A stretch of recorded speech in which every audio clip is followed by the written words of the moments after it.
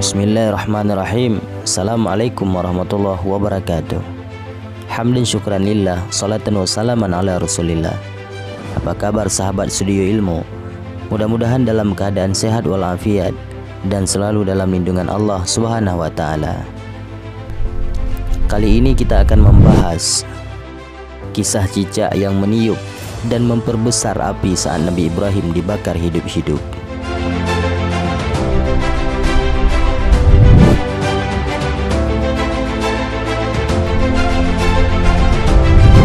Nabi Ibrahim alaihissalam adalah seorang utusan Allah yang mendapat mukjizat tidak mempan dibakar oleh api. Peristiwa bersejarah tersebut terjadi ketika Nabi Ibrahim yang terus-menerus berdakwah mendapat hadangan daripada Raja Namrud yang kejam. Bagaimana kisah selanjutnya? Simak video ini sampai selesai. Sebelumnya, jangan lupa tekan subscribe dan lonceng notifikasi. Bagikan video ini untuk teman-teman dan saudara kalian. Peristiwa yang sangat bersejarah tersebut, yaitu Raja Namrud yang kala itu mengaku sebagai Tuhan, jelas merasa risau akan ajaran yang dibawa Nabi Ibrahim. Akibatnya, Raja Namrud menangkap Nabi Ibrahim dan menceburkannya ke dalam kobaran api yang besar. Namun atas izin Allah, Nabi Ibrahim diselamatkan dari api yang berkobar. Di balik kejadian tersebut, nyatanya ada beberapa hewan yang terlibat. Hewan-hewan yang dimaksud adalah cicak, semut, dan burung-burung. Di antara hewan-hewan itu ada yang berpihak kepada Nabi Ibrahim dan ada yang berpihak kepada Raja Namrud.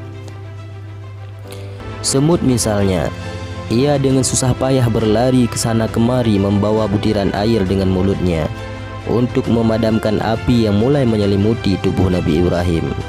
Melihat usaha semut tersebut, seekor burung justru nyinyir dan meragukan apa yang dilakukan semut.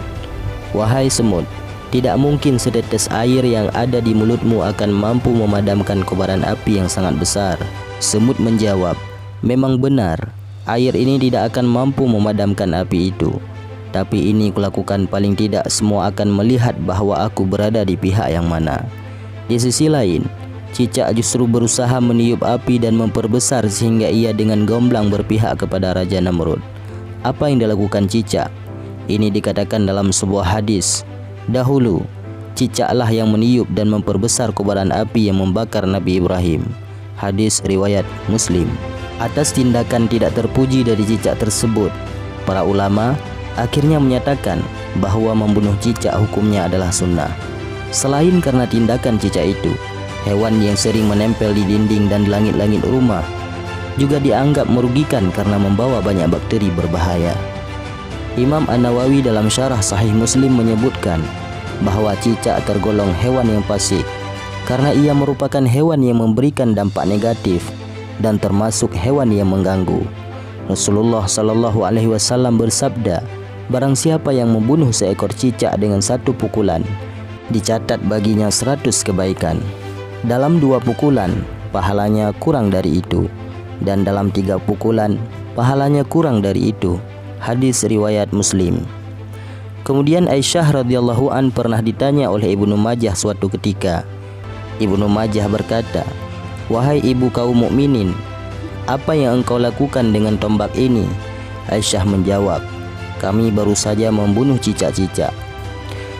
Sesungguhnya Nabi SAW pernah memberitahu kami bahwa tatkala Ibrahim alaihissalam dilemparkan ke dalam api, tidak ada satupun binatang di bumi saat itu kecuali dia akan memadamkannya, kecuali cicak yang justru meniup-niupkan apinya. Maka Rasulullah SAW memerintahkan untuk membunuhnya. Begitulah kisahnya wahai saudaraku. Semoga kita akan menjadi petikan hikmah daripada cerita tersebut. Maka kita akan selalu bersama orang-orang yang benar. Jangan membela orang-orang yang salah. Wallahu a'lam bishawab.